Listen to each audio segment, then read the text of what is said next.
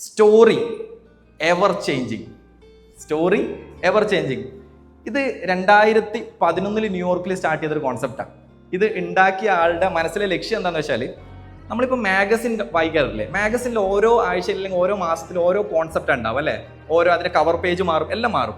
ഇതേപോലത്തെ ഒരു സ്ഥാപനം വേണം. ഇതായിരുന്നു മൂപ്പരുടെ ഐഡിയ. അങ്ങനെ മൂപ്പർ സ്റ്റാർട്ട് ചെയ്തതാണ് സ്റ്റോറി എവർ ചേഞ്ചിങ്. ഇത് നിങ്ങൾ ഓരോ മാസം കൂടുമ്പോഴും, അതായത് അവർ പറയുന്നത് 4 ആഴ്ചകൾ അല്ലെങ്കിൽ 8 ആഴ്ച കഴിയുമ്പോൾ കംപ്ലീറ്റ് സ്റ്റോർ മാറ്റും, മുഴുവൻ മാറ്റും. ഓരോ തവണ പോകുമ്പോൾ ഓരോ തീമാണ്. ഒരു തവണ പ്രണയം, ലവ് ആണെങ്കിൽ അടുത്ത തവണ ചിലപ്പോൾ ഫ്രണ്ട്ഷിപ്പ് ആയിരിക്കും. അത് കഴിഞ്ഞിട്ട് പോകുമ്പോൾ എന്തെങ്കിലും സീസണിൽ ഡിസ്പ്ലേ ആയിരിക്കും. അത് കഴിഞ്ഞിട്ട് പോകുമ്പോൾ ഹൊറർ ആയിരിക്കും. ഇങ്ങനെ ഓരോ സമയത്ത് ഓരോ ഡിസ്പ്ലേ ആണ്, പ്രൊഡക്റ്റ് ആണ്, ഓരോ കളർ വരെ ഉണ്ടാവുക. അപ്പോൾ ആൾക്കാർക്ക് എന്താ ഉണ്ടാവുക മൈൻഡിൽ?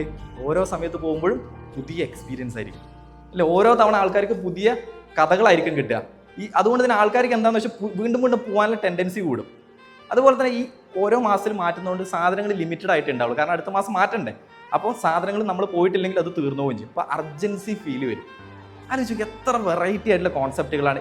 ഇതേപോലത്തെ ഡിഫറെൻ്റ് ആയിട്ടുള്ള കോൺസെപ്റ്റുകളാണ് നമ്മളുടെ സ്ഥാപനത്തിലേക്ക് കൊണ്ടുവരേണ്ടത്.